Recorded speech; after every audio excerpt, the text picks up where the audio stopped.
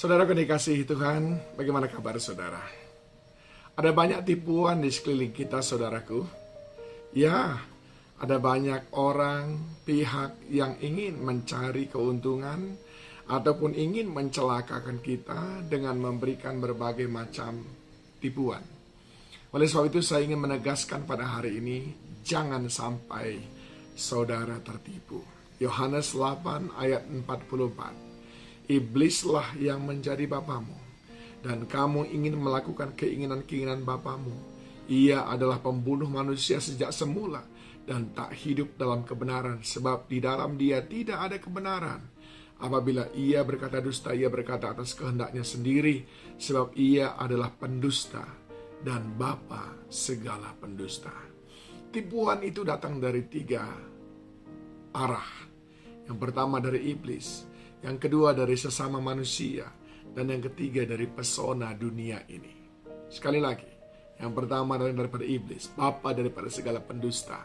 Iblis bisa pakai orang di sekeliling kita, sesama, dan iblis bisa menyamarkan dunia ini menjadi sesuatu yang sangat berharga bagi kita. Nah, bagaimana kita bisa terlepas dari tipuan-tipuan itu? Sebab hidup dalam tipuan sangat-sangat tidak enak. Tertipu itu rasanya kesel banget. Dan kadang-kadang kita tidak sadar bahwa kita sedang ditipu. Sampai pada suatu saat kita menyadari kita ditipu, marah kita luar biasa, kecewa kita luar biasa. Sebelum hari itu tiba, sebelum saudara mengalami hal itu, saya ingin mengatakan kepada saudara, jangan tertipu.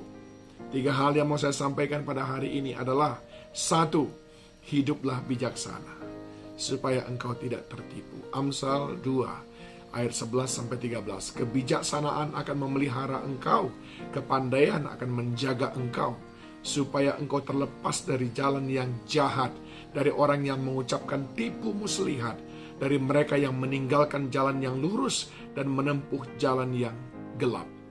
Hidup bijaksana dan pandai, hidup bijaksana, cermat, akan membuat saudara lepas dari tipuan.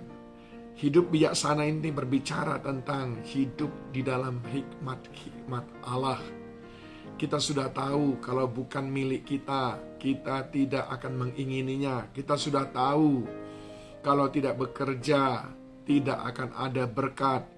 Jadi jangan sekali-sekali berpikir bahwa money game, investasi sana-sini yang tidak jelas bisa memberkati saudara. Pastikan dulu semuanya saudaraku.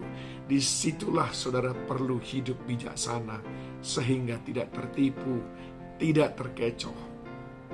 Yang kedua, yang perlu kita lakukan adalah lawan bapa daripada segala pendusta itu. 1 Petrus 5 ayat 8-9. Sadarlah dan berjaga-jagalah. Lawanmu si iblis, si penipu, si pendusta, berjalan keliling sama seperti singa yang mengaum-ngaum, mencari orang yang dapat ditelannya, yang dapat ditipunya setiap saat, 24 jam satu hari. Lalu ayat 9 berkata, lawanlah dia dengan iman yang teguh. Orang yang memiliki iman yang teguh adalah orang yang paling tidak disukai oleh iblis.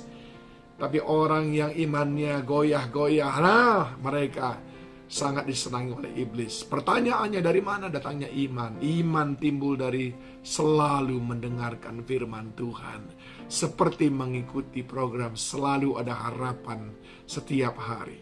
Itu membuat saudara memiliki iman yang teguh saat firman Tuhan selalu dikonsumsi. Dan yang terakhir, yang ketiga adalah hidup di dalam roh. Karena keinginan daging berlawanan dengan keinginan roh. Saat kita hidup dalam tuntunan Roh Kudus, maka secara otomatis kita tidak lagi mencintai dunia ini. Kita tidak lagi menginginkan semua perkara-perkara daging. Ingat, hati-hati dengan tipuan sang penipu.